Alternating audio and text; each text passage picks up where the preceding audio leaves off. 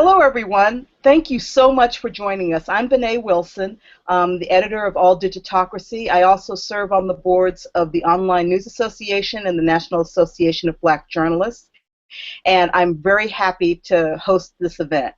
First, I want to apologize about our technical difficulties last night, and I want to thank everybody that has come back today.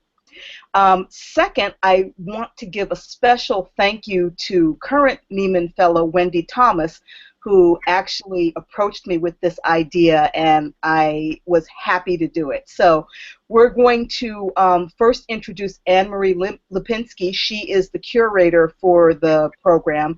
Then we're going to hear from the fellows, and then we're going to just open it up to you, to your questions. So Ann Marie, please go ahead. Hello, Benét, and thanks so much for working on this with us. It's great to be with you tonight, to see you again. It's been a while since we were together at ONA recently, and so this is just really a time for all of us to talk about, what is a Nieman Fellowship, how to apply for a Nieman Fellowship, and to talk about what.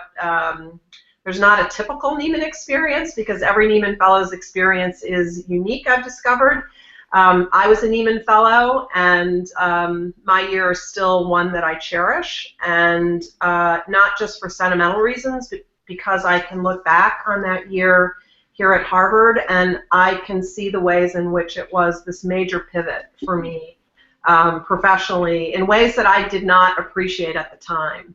There's some magic that is working on the fellows right now. Mm-hmm. I think they suspect it, but they're not fully sure yet how that's going to play out for them. Dawn, who we'll talk to in a bit, is a year out from her Nieman, and so she'll have a better view of that than the two current fellows do. But it's really a chance to come and to realize a new set of ambitions, a new set of intellectual and creative ambitions, and to really think about where you want to take your journalism next.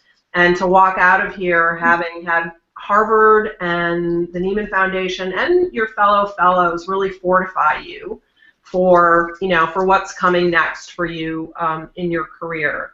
Every fellow comes here with an individual study plan, something that she or he really wants to pursue, and sometimes when they get here, they may even actually study that particular plan. But very typical, as it was for me, is you get here and you realize that there's something even better than what you imagined when you were not at Harvard, and you get here and the opportunities really explode and expand exponentially. And so you spend 2 semesters, a full academic year, course auditing, being part of pretty robust Nieman programming, which includes seminars and master classes and talk shop and do-it-yourselfs and all kinds of creative and intellectual pursuits here. And the history of the fellowship has been that people leave here and they expand their work in some kind of way. They go back to what they were doing, but do it in a very different way. They seek new opportunities. And I think, very importantly, Harvard and Nieman are places that allow you to think about yourself as a leader.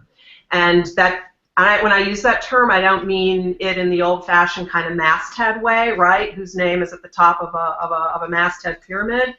As we all know, people can lead from any point in a newsroom, and some of the most powerful leaders in journalism have been people who are leading from their position as a columnist or, a Metro editor or something. But I have found, as I did for myself, that fellows looking back on their experience see that that was a point for them where they realized new ambitions for their work and for their news organizations, and that's it's a very powerful thing, and it's something that's often harder to achieve when you don't stop to take stock and kind of nourish yourself intellectually.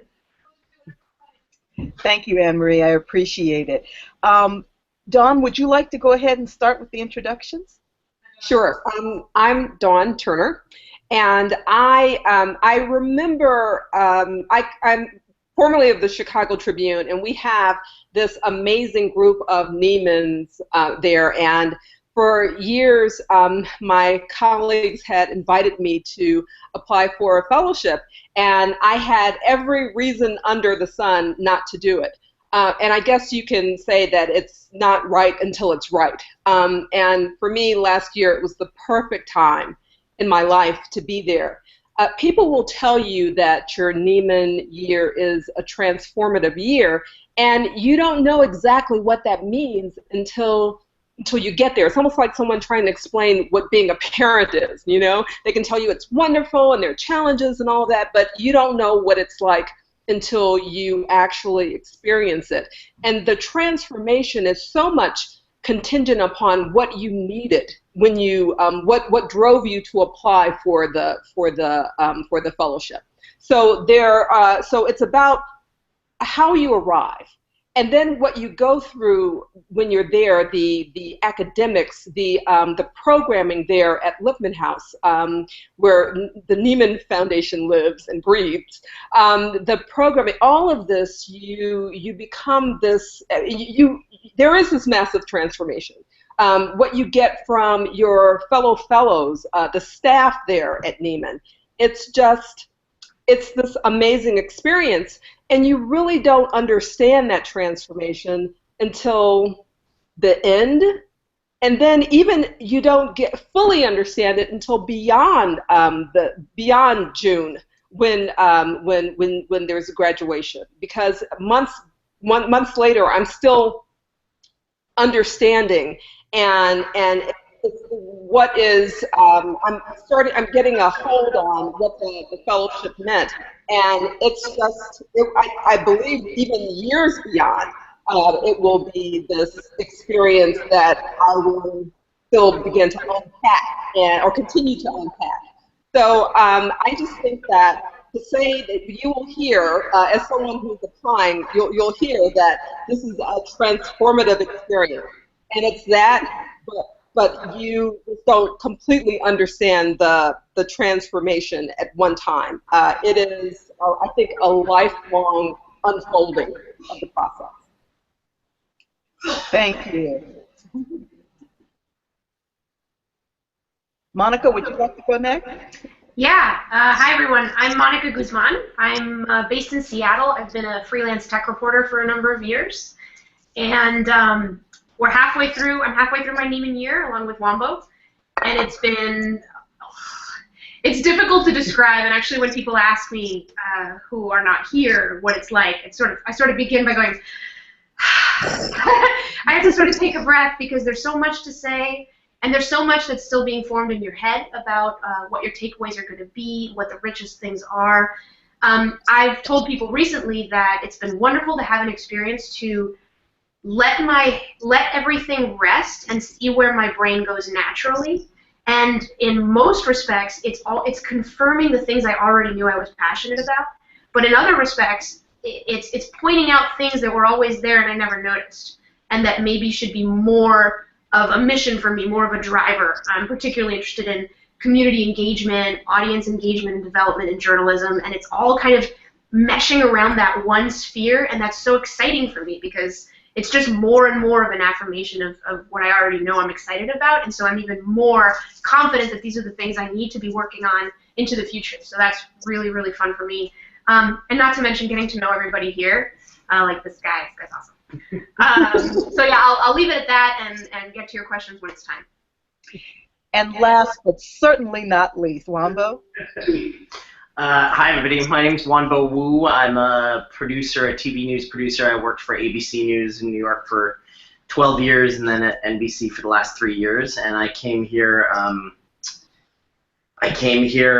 hoping to just kind of look at what the next step in my career is and figuring out how to learn and how to grow and how to take this year as an opportunity. I remember when I came for my interview, I think Dawn was at the table right outside this room, and she said, "It's just the best year ever. It's the best year of my life." And I think Denise said something very similar, and it sounded all a little bit kind of sounded like a line that had been practiced, and now we're going to say it too. And it's just back to New York to visit some friends, and I was there on one trip, and all of them kept coming out to me. I was with a bunch of work people, and I just kept saying it's just the best year ever, and it's incredible to, in our business where so much of the time we are just running around on deadline and just thinking about the next story and just constantly moving, the idea of having this kind of time to reflect on A, our own careers, and B, what's happening in our industry, in an industry that's changing the way that it is, to be able to be in a room full of people,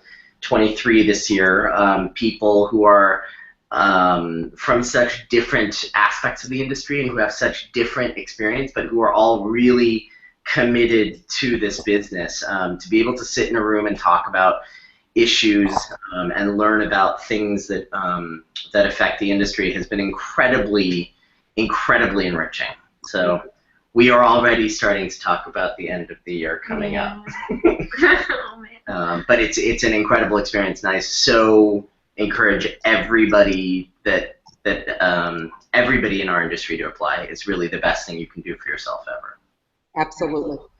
Yeah. Well, before we start questions, I want to tell people that are watching to please type your questions in the Q&A section, and we will get to as many as we can.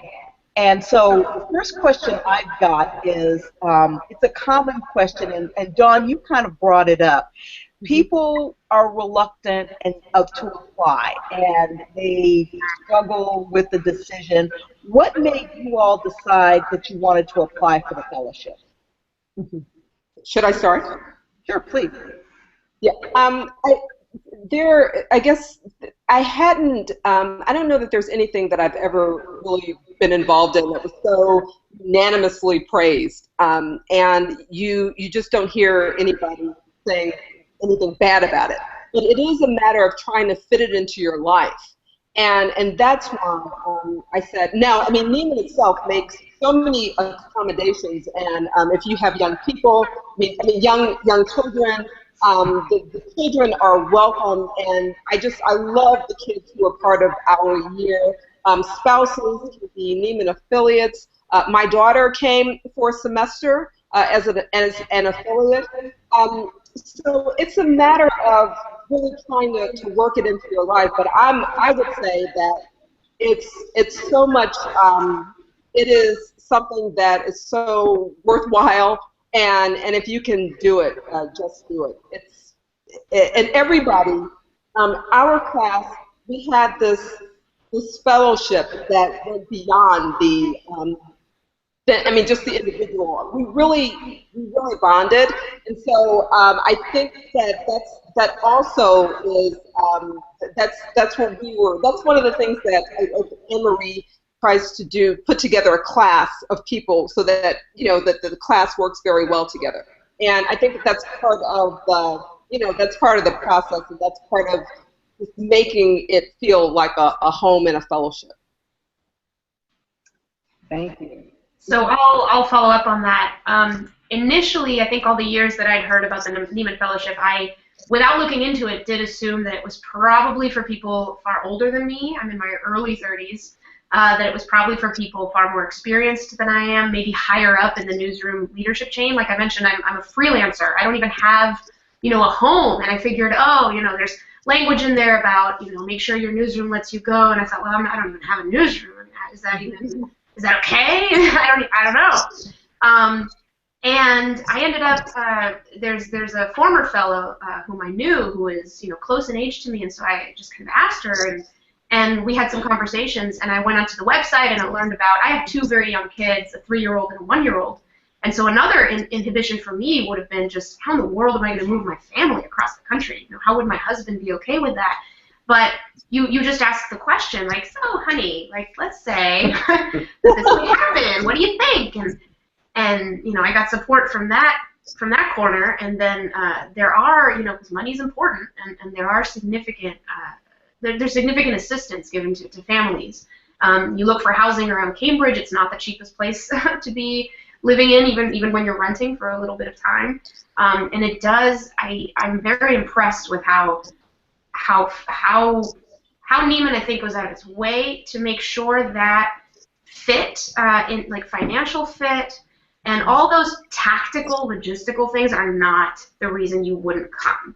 And that really meant a lot to me. So that was that was probably honestly one of the primary barriers. But also just feeling, is this me? Is this even where I would be? And I think since I've been here, now that, we're halfway through, it's very clear to me that this is a big mix. There are fellows younger than me, and I didn't really expect that, and there are. And there are fellows older than me. There's executives, and there are people, who have 10 years or less experience in the industry, like myself, and that's awesome. So that makes me want to tell a lot more people like me, or a lot more people who might think this is not for me, that I think they really look for people different levels in their career, who share certain qualities and certain passions and excitement for the industry and for their own possibilities within it. I'd like to say just to follow up on that, because I think it's really important. When I got here 4 years ago as curator, I went through all of our materials, everything on the website, any printed materials, and I tried, and I hope we succeeded in scrubbing the term mid-career out of all references to kind of what Nieman was looking for, because what really does that even mean? And even if it does mean something, why do we want to restrict ourselves in building a class to people who are, only mid-career? I want people as part of the class who are in nascent stages. I mean, not maybe right out of college, but maybe not with a whole lot of experience, but in whom I see the potential for much more, and for potential leadership of some sort. And I want to invest in them, and I want Harvard investing in them at that age, Exhibit A. But I also want people who are, we just came out of, the three of us just were in what we have a weekly, it's called a sounding, and it's where one of the fellows kind of presents, their story for the class, and this was given by one of our fellows who's, a senior executive in a news company. And I like putting a class together the way I liked my newsroom, right? I like a range of experience. I want a diversity of experience and of abilities. And you can't do that if you're just, fishing from the same shallow pond, whatever that is. So whether the adjective, it used to be in the earliest Nieman classes, they were all men, and they all came from, daily newspapers. There was a time where, broadcast journalists were not part of it, women were not part of it, and just like we can't think about going back to that standard, I can't imagine not having a class that's half international, half U.S., but also the riches that people bring based on, their experience, and also the range of aspirations. That range, age range and experience range, naturally implies in a group. Well, you brought up that you came in the program as a freelancer, and we have 2 questions about that. So I don't know if you can answer these, but if you can kind of go into a little more. These 2 people say they're both freelancers and wanted to get some more information about how to apply. So as a freelancer, how to apply? Mm-hmm. And Ann Marie, you can jump in too, please. Yeah, the short answer is it's the same exact process. The only difference is that you don't need to ask anyone's permission to get the time off your work, because your work is your own. So it is the exact same process. There's nothing different at all. And again, I would just, if the difference is confidence, don't let that be something that would prohibit you from applying. But it is exactly the same. So just go online and it's all there. Okay. Now, the application process, it calls for 2 essays, a profile, the study plan, work examples, and 3 letters of recommendation. I wanted to ask the fellows, how did you guys decide what to submit as part of your application process packet? For me, I think a lot of it just had to do with presenting what I thought was the best picture holistically of who I am. So I think some of that is laid out in terms of the recommendations. I think it's 2 recommendations one from an immediate supervisor, one from a colleague, one from a personal, I can't remember exactly what the breakdown is, but just thinking about people who know me in different ways and what they would be able to say about me and how that sort of speaks to my work ethic, who I am as a journalist, and also sort of who I am as a person, because we spend a lot of time together, and I think that's an important consideration. I think no matter what, one of the biggest things that's going to come out of this for me is really having made some of the best friends, that I will make anywhere, anytime, ever, and these are friends that I've made for life and people who I can really count on. And it's an interesting thing to be in that situation, because I don't think that any of us have really been in that situation since maybe college, where we all come in together at the same time and have this year to think about things together, and we get to bounce ideas off of each other. And I'm pretty sure that there's going to be people in this group that I will call on a fairly regular basis when I'm dealing with a tough story or difficult, with something tough with a boss or with somebody that I'm managing or whatever it is. I think this group is probably one of the first places that I would turn, because it's a group of people who I know the industry and who I trust. In terms of what I wrote about, I also just wanted to make sure that Ann Marie and the other people on the panel got a good sense of who I am, and the sounding, which Ann Marie was touching on a little bit, the one that we just came out of, it's the one thing that we do in the year that is at all stressful, because we have to sort of think about answering this question. If the question that's set to us is why we do what we do. And he's already done his. I have not done mine. Anyway. But that's how I thought about the essay too. Is that I wanted to be able to say, here is what I want you to know about me as a journalist and how I am different from my colleagues. What it is that stands out in my mind about my work and where that comes from, the things that make that important to me. So I actually felt like that application was very helpful in preparing my sounding too. But I think really more than anything else, you just want to be able to give the judges an opportunity to really get a sense of who you are as a journalist and as a person. And I'll say this very quickly. The application is not easy to put together. It takes some time, but I remember thinking when I was finished and I handed it in, not too long before the deadline, even if I don't get this, I'm really glad I went through the process of reflection that the application makes you go through. It was really, really valuable for me. And it felt like a first step in this year. Right. And just to piggyback on that, I wanted to say that because the application process is a lengthy one, that if you are considering applying, then to give yourself enough time. You do not want to misspell Nieman. It's N-I-E. I misspelled Lipman. You need to have time to go over it and to really sit down and think about it. I agree. I'm not certain that I would have been able to flow through my sounding, that presentation that we give, why we do what we do, as well if I hadn't thought about some of these things during the application process. Because the day-to-day work, what we do every day is so deadline-oriented that we don't have much time to stand back and think about why we do this. I mean, most of us, we love this business. And so the application allows you to reflect. It allows you to really to lay your thoughts out.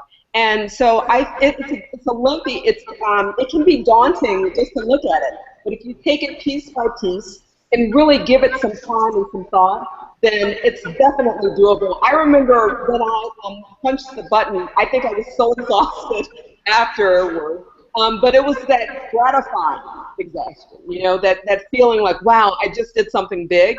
And as you just said, Monica, I kind of felt like if I didn't get it, it was a wonderful process to have gone through. Mm-hmm. I just want to offer an alternative view, and maybe I shouldn't say this, but I actually crashed my application on deadline. Yeah. And I realized looking back that I'd been thinking about it for so long, and that for various complicating personal and career reasons, I really didn't make a decision. My husband and I didn't make a decision until, you know, it was like Sunday and the thing was due Tuesday. And but I knew the answers to the questions. You know, I knew I'd been someplace in your brain, you know, like those stories you write up here before you actually write them here. And so you know, I'm sure I stayed up all night doing it, but I did it pretty quickly, which, you know, I mean, it's something journalists know how to do. We know how to write on deadline, and so I didn't labor over it like this. I think I'd just been thinking about it up here for so long that when it finally came time to, you know, to actually type, the essays came out pretty easily. But the one thing I wanted to say to anyone thinking about applying is something that I'm looking for in the essay is some sense from you, why Harvard, why now?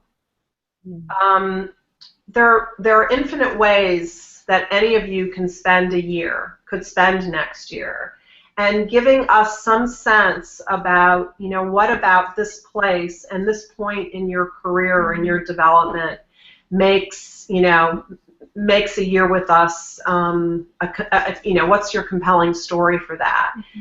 Sometimes I get applications and people have gone through course catalogs and they're listing, you know, dozens of faculty members in specific courses and all of that.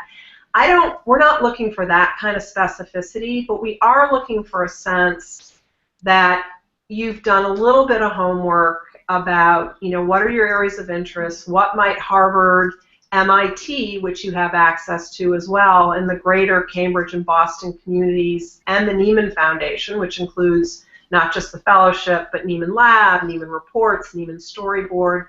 What about this collection of riches, what particularly about it, speaks to you right now, and what do you imagine taking advantage of, you know, in a year here? So it shouldn't look like an application that could have gone to just anybody any year. It should look like something particular to where you are right now in your development, and something particular about this community, meaning Harvard and Nieman and the greater environs. Okay.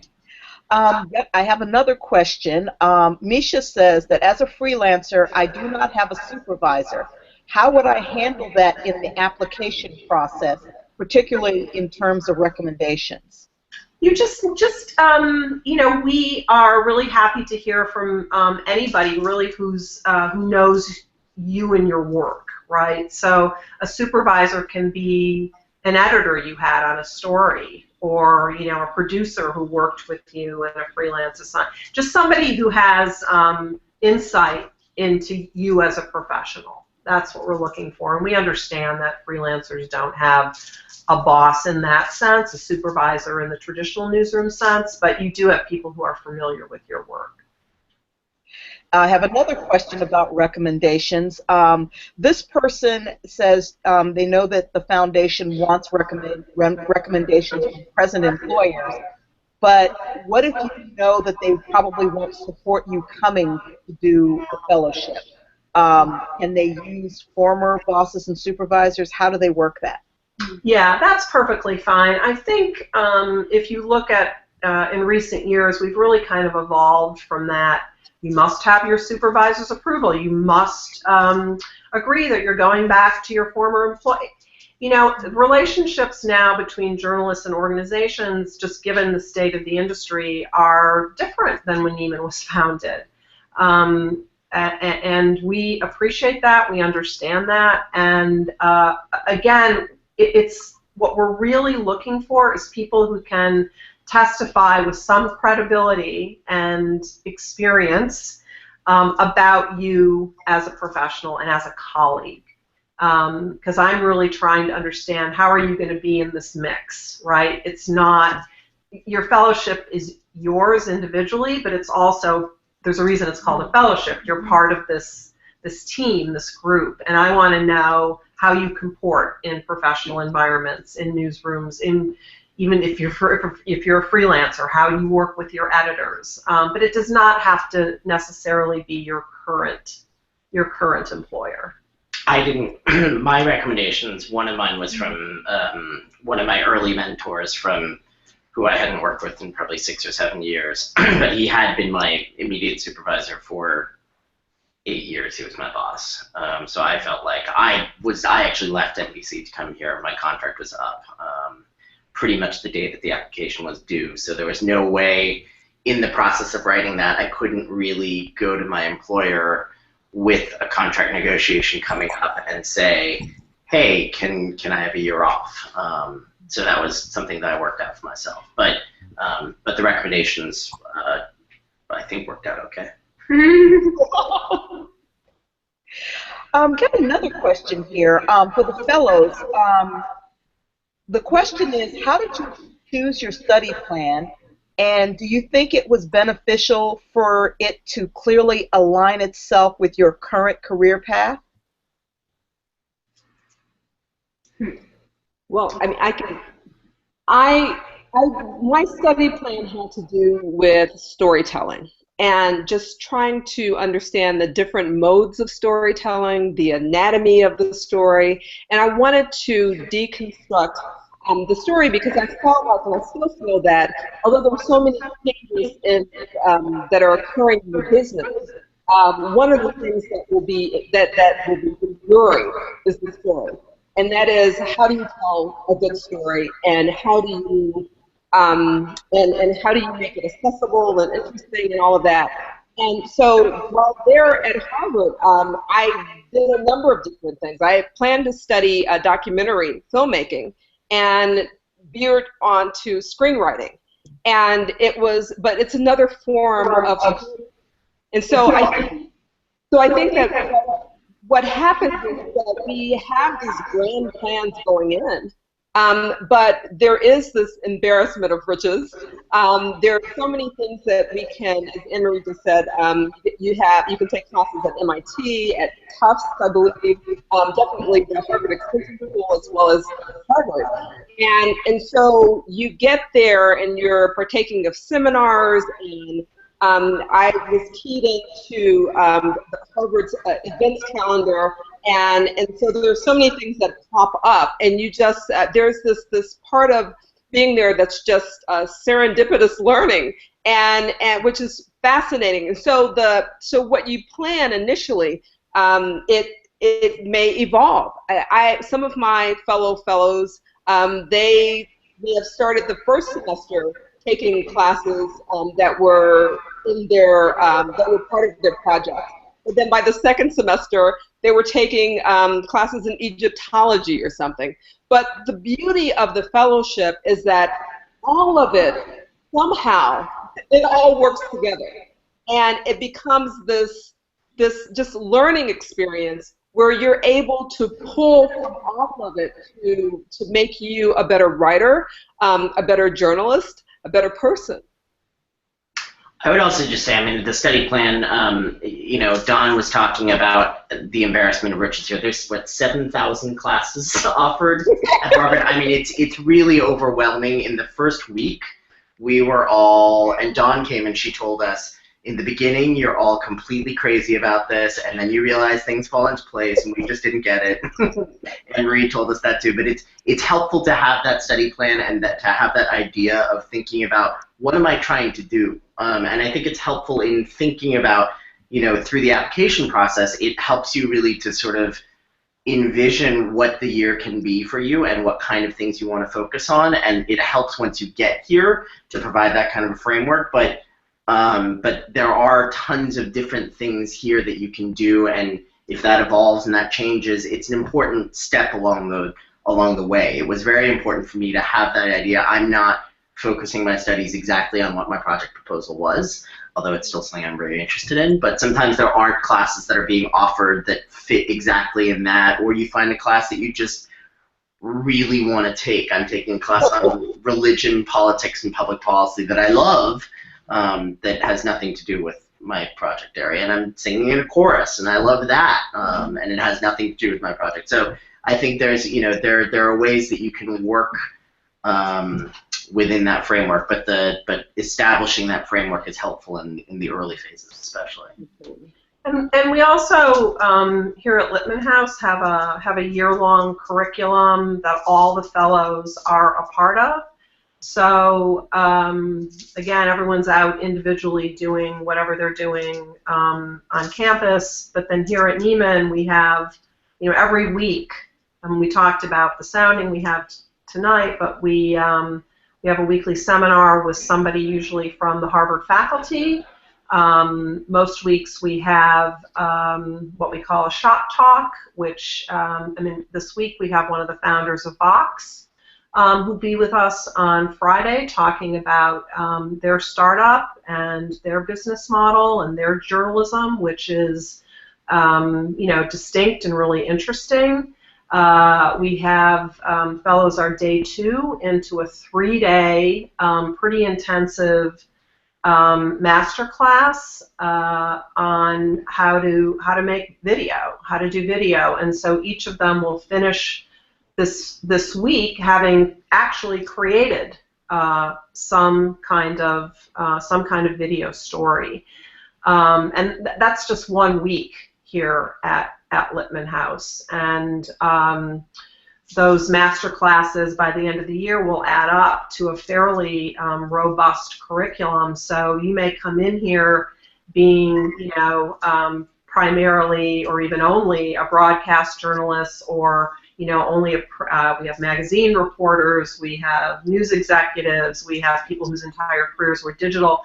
But you should walk out of here with a tool belt of, where you're very comfortable working in different media, and where you're able to think about, this is a story, actually I'm not going to do it the way I usually, the story is actually a podcast, it's not just a narrative, or the story, I'm not, I'm a photographer, but I'm actually taking, we offer 2 intensive writing courses here.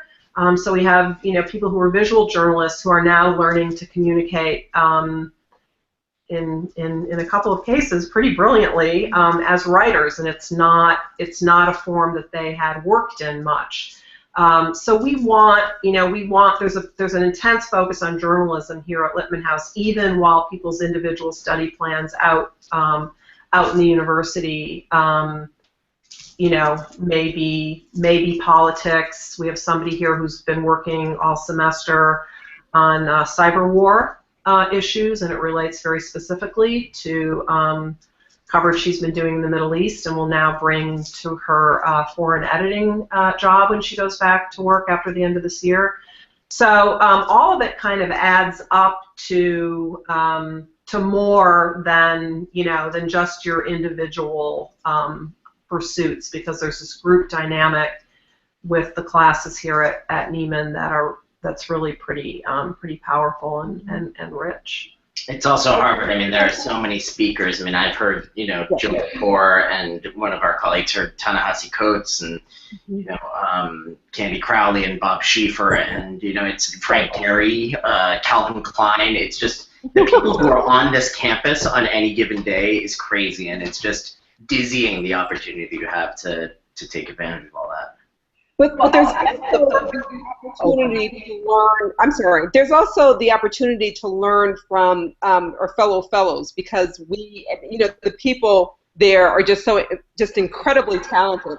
So we would have our own, as I'm certain you guys have, the DIY, the do-it-yourself sessions that were so helpful. So the beauty of being there at Lipman House is that you can focus. You have this great curriculum that's journalism focused. And then you can take classes, whether at MIT or Harvard, or the other places that don't have to be so journalism related, because you're getting that from Lipman. And that's, it's a perfect segue to this next question. How, when you have all of these resources, and not just Harvard, but all the other schools, and people just walking in, how do you decide? It sounds dizzying. So the question that's being asked is, how do you decide what fits in your study plan, how you can do everything that you want to do during your fellowship? You have to get pretty good at saying no. And we all remember that college, right? Although college seems to stretch on forever when you're an undergrad, and obviously a year is not 4 years.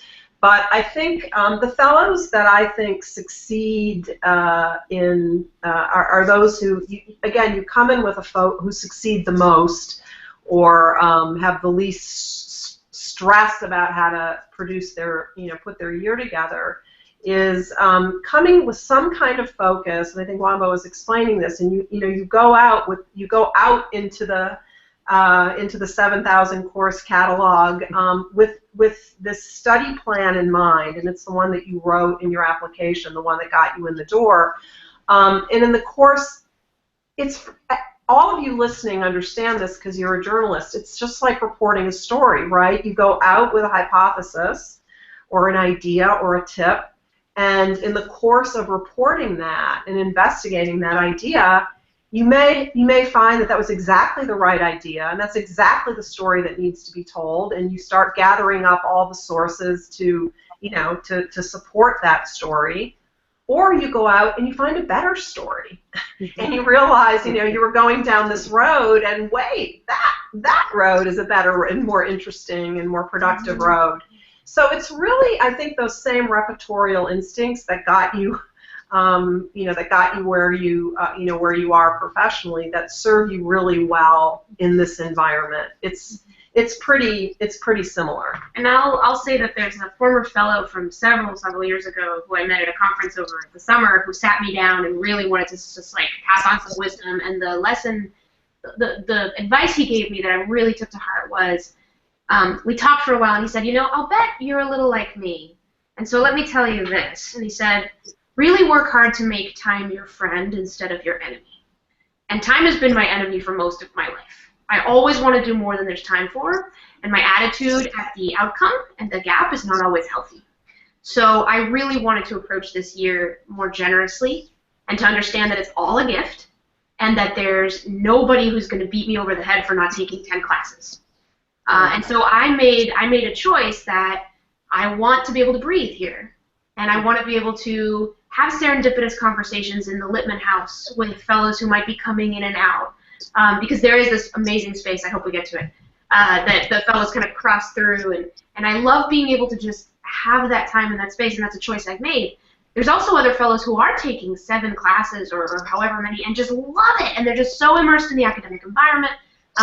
I also have my family, and have made certain choices about the time that I want to leave available to them. So really, everybody does things very differently, and I think one thing to keep in mind when you get here, and also when you prepare to get here, is that none of this is a competition. Everybody's doing their own thing, and it's got to be good for you, and you have to know what that is. And it can be difficult because we're human, to hear about somebody else taking this or that thing and go, oh my God, if I were only more whatever, I could have thrown myself into that, and you just have to sit back and have confidence that, no, you know what you need, and maybe some of you need a break, more than you need just endless, more time of just endless, like, up all night work. So that's okay, and in fact, in some respects, I think that's encouraged for people. It all depends on what you need and what will help you grow. Mm-hmm. Thank you. That kind of sets up the next question, and Mónica, I think it's more for you. He wants to know if you can elaborate on the process of moving a family with young children to Harvard, and wants to know about what support, either logistical, financial, etc., is available for a potential fellow that has a family. So on the website, it details the amounts that are available, the ranges anyway, for families if you're moving in with kids. There's stipends for housing and for healthcare, which have been really wonderful. And also the staff here at Nieman is unbelievably generous. It's so great with their time and their advice. So one of the first things that happened when I heard that I got my fellowship was, okay, now here comes we're going to do, I think it was a Skype or a Google Hangout with a couple members of staff, and they said, all right, now here's your checklist. We'll send you a couple of apartments that you might consider. We know a little bit about where it's easier to rent for small children. There's a couple of things in Massachusetts that make that interesting. So actually the first apartment that they recommended, we sort of looked into it, checked it out, and said sure. And we just had help every step of the way. They sent us a lot of links and resources for daycare, which for small kids is by far the most complicated thing. We're actually switching what we're doing halfway through this year, and that's just our own choice. But it's still, these things are difficult. If you have small kids, I mean, my God, it's really, it can get really stressful. But our kids love it here. They're having a lot of fun. My son is going to a half-day preschool that's about a 12, 13-minute walk from our apartment. I'm walking everywhere. We've got the double stroller. In Seattle, we used to drive. I'm feeling healthy, walking all the time. I'm looking at my iPhone going, wow, 18,000 steps. That's pretty good. So the family's adjusted to this new way of living. And it can seem daunting because by the time you learn you've got the fellowship, if you have small kids, it doesn't feel like a whole lot of time. And so you do you're like, okay, let's go, And so I partnered up with my husband, like, you got this? Yeah, I got that. How you doing on that? I'm pretty good. But you do have a lot of support, financial and otherwise. So again, don't let that be a worry that gets in the way at all, because everybody figures it out. And in a lot of ways, figuring out what classes you take ended up being a tougher and more stressful situation with all the support that you get. The first class I chose, there was a family that came from, it was one of the international families. They'd come here from the Middle East. And they showed up with their 3 young kids, and she was 8 months pregnant. The affiliate in the family, and it was just really great to see. They had the baby, and the baby became part of an extended Nieman family. And I think, again, just like in any kind of healthy work environment, where you've got really good colleagues, the support of that, that network is not. We've been talking a lot about the professional importance of that, but there's really a personal value that the group creates as well, and that's just sort of, and it's true of this class too. They take care of each other. Yeah. They're together a lot, just like you are with your colleagues in your newsrooms. You get to know each other really well, and the support that that one is supplying to the next whenever they need it is really a rich part of it. And by the way, the kids have become friends. There's a fellow who comes to babysit my kids, just because she wants to, because she loves spending time with them. It's also the affiliates, I would say. I'm here as a single, which is a different experience also. But for the affiliates, there are certain affiliates, which is the word that we use, by the way, for spouses or partners. But there are some who are at every single event pretty much, and who spend as much time at the house as the fellows do, and there are others who we see less often, but we still feel quite close to. But it's possible to be really almost like one of the fellows as an affiliate. Absolutely. And you bring up the house. Can you guys talk a little bit about Lipman House and what role it plays and how it works with the fellows? Yeah, it's just a really I wish we could. I know. I wish we could give you a tour. I wish we could White give House you a tour. I think there are pictures on our website of it, but it's an old white clapboard house with enormous gardens, and it really is. It's everything you need it to be. It's a studio, it's a clubhouse, it's a newsroom, it's a workspace, it's an up all night crashing your paper for your Kennedy School course house. It's a gathering place. It's where we teach the master classes. It's where we hold the seminars. It's where we just came from a sounding.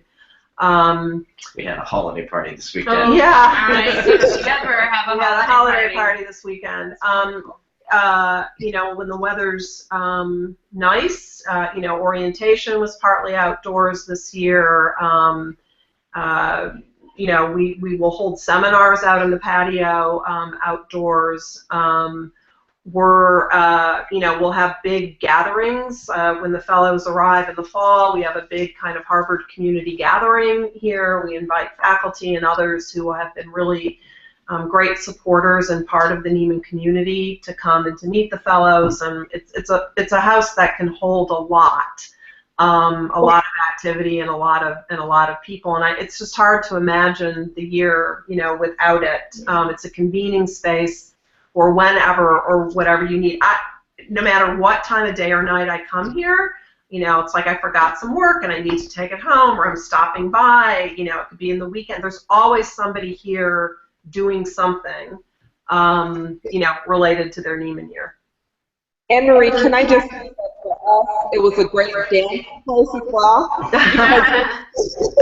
We spent the Friday night dancing, and it was fantastic. I mean, it really is home away from home. We were able to get in via our ID, and just we had, it was a place to, I mean, yes, we had a lot of programming, but it was also a place to gather and to have fellowship. I mean, that is, as you were saying, that is one of the reasons why we're there. It's to learn from one another, but we also create these amazing bonds and relationships. And I just tell you, the Friday nights that we danced, I'll never forget them. It also really does continue. I mean, like, I feel like I know Dawn. I feel like, and Denise is on campus, but you get to know other Niemans, and what is it? Once a Nieman, always like there are no more Niemans. And it really does feel like that already. And it's the other thing that I'll say about Lippman House is just I mean, I grew up in Cambridge, so I know Cambridge and Harvard somewhat, but walking up to this house, it was really the moment that was like, whoa, this is Harvard. And it's funny because right now the house seems totally unintimidating. It feels like home, and it feels really comfy and wonderful, but it's really a reminder of looking in Cambridge at this amount of real estate and this kind of a building and these kinds of resources are really sort of astonishing. I'm a big believer in your state of mind being affected by the state of the space you're in, and I was telling both of those guys yesterday that for an industry that's in some ways crumbling, it's really inspiring to walk up to the steps of Lippman and walk inside and just be in this majestic, beautiful space that, again, the staff just takes such good care of, and you feel like you're just doing such wonderful things and wonderful work, and what you do is really as awesome as this space, and that means a lot to me. I think one of the things that being a Nieman Fellow now is different than when I was a Nieman Fellow because journalism is so different. It was not in the kind of crisis, or at least we couldn't anticipate or weren't anticipating as an industry the kind of crisis that that was around the corner. And so, it's an industry that needs all the help it can get. And I just love that this great institution, which is Harvard, is investing in these remarkable journalists to the extent that it opens its doors and says, come and let us fortify you in the ways you need to be fortified to go back out there. And there's more rigor to the program now than there might have been, or that I might imagine there was in its, maybe in its during some periods where journalists, you could take a year off and everything was waiting for you back in your newsrooms exactly the way you left it. There was your desk and there was your job, and somebody might have filled in for you but then step aside when you returned. And it's just not like that anymore. And so to have this space and to have it be a space where the most remarkable, creative work and planning and conversation and hard work can go on, but where you feel so supported by this remarkable institution, I think it's just really special. And then to see, I think about Dawn's class, and when I see the power of this year on those alumni and what happened to them, the number of them that went off, became editors of major news organizations, just the promotions that took place for her classmates coming out of this year, were really remarkable, and I think a testimony to the power of the year and to giving yourself permission to really invest in yourself as a professional and as an individual. And it paid dividends not just to those fellows, but I think to journalism more broadly, because I can see the impact that they're now having in their profession and on their colleagues, and it's just it's to me it's still very inspirational. About the application process. There are people who say that there are applications and that should be expected, and then some people get it on the first try. For the fellows, I mean, how many times did you apply, and what advice would you give to people who have applied more than once?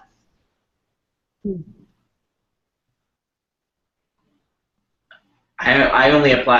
I wanted to apply probably 5 or 6 years ago, and the timing didn't work out. But I came very close to actually submitting an application, but the timing didn't work out with my employer.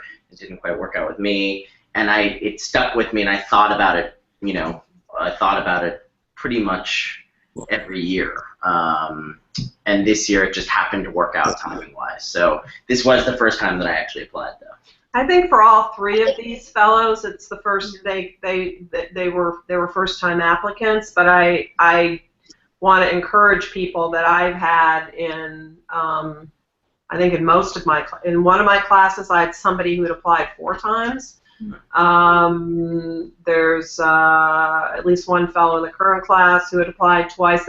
It's just a very common thing. I remember when I was applying, somebody saying to me, you should think of this as a 2-year process, right? And just because that had been his situation, and it was just a very common thing. So, I think, again, Dawn was saying, when it's your year, when it's time. And so for some people, they apply, and if they don't get it, they just decide their time came and went, and maybe that next year isn't right for them. But if you don't get it and you think you'd still really love to do it, definitely come back to us. Come back to us again. Well, we had a couple of people, or I know one person who, for whom this is their second time applying. And I'm so glad that this time because it's part of our class. But I think that the other thing that's important to keep in mind is that that what Ann Marie and the judges have to do is they're putting together a class. And it doesn't necessarily mean that you're not qualified. It's just that they have to put together 24 people. And maybe, this just isn't your time. And so I would encourage anyone to apply and apply and apply because it's such a worthy experience. And I can't believe how quickly the time has gone. So I've got one more question, and then we'll kind of wrap things up. Do most of the fellows go back to their newsrooms, or do they go and do something else? That is all over the map. I'm thinking about Dawn's. Of course, this class is still a work in progress, and you don't know. But Dawn's class, I think a lot of people went back to their news organizations. Some of them in different roles. Some people, when they came on their fellowships, had already had the conversation with their employer that maybe it was time to try something else. So there was, but I can't think of. There were no traumatic partings. It was all for people who did go back. They went back to often new and interesting things, like I mentioned in a couple of cases. Dawn had 2 people in her class who, one who came here as an editor and another who came here as a foreign correspondent, and each of them went back to become editor-in-chief of their individual news organizations, which were quite large. In other cases, people had, when they left, they had a really good parting with their, their newsroom, and had really made the decision that it was time to move on. And so, use this year to kind of think about what they wanted next. I'm thinking of one of our fellows who left a really interesting startup organization that she had helped get off the ground in New Haven, Connecticut. Left and really wanted to kind of recalibrate, and now is part of this, another startup, which is STAT, run by the Boston Globe Company. And just lots of stories like that, but in no cases can I think, actually this is my 5th class as curator, I can't think of like really traumatic partings. They were just kind of very healthy, natural transitions for people. Yeah. Well, thank you. Oh, go ahead. Sorry. Well, I wanted to say that I went back and then left. So, I mean, there are so many different ways to return. Well, Ed, I want to thank you all for doing this, and thank you again for taking the time to do it tonight after the technical difficulties of last night. I think that we couldn't get to all the questions, but I think we got to the big ones, and I hope that it encourages people to apply for this program. So thank you again. And Ann Marie, did you want to say anything in closing before we end? If there are people who still have questions that didn't get answered, please, our emails are on the Nieman website. Please email us. We're more than happy to answer them, because we don't want you to, this isn't the only time that we can answer questions about the Nieman Foundation. We're really happy to do that. Just a reminder that applications are due at the end of January for the U.S. applicants. But anything between now and then that occurs to you as a question, I'm sure fellows would be happy to help us answer them, and I know we would be. And then finally, Benét, just to really thank you for taking the time. You were with us last night as everyone was trying to figure out what was happening, and just great to be with you again tonight, and glad this worked out. We're very grateful to you. Thank you. I really appreciate it. And thank you to the fellows, to Wombo, Monica, and Dawn. Thank you all so very much. Thank you. Good night, everyone. Good night. Good night.